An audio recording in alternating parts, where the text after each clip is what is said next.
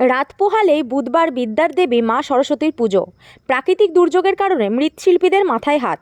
অকাল বৃষ্টির কারণে সরস্বতী পুজোর বাজার মাটি হয়ে গেল ফল ব্যবসায়ী থেকে নিয়ে ফুল ব্যবসায়ী বিক্রেতাদের।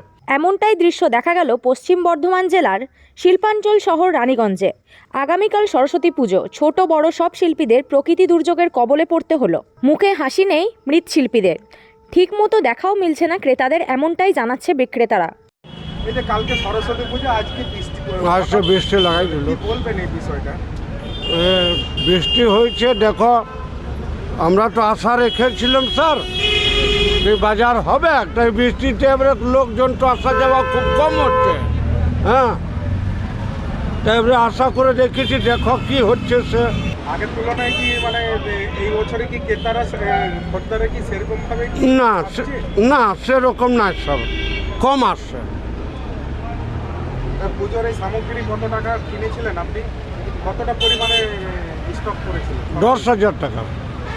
তার মধ্যে সেরকম কি মাল বিক্রি? না না, এখন অর্ধেক দিকে বেশি পড়ে আছে।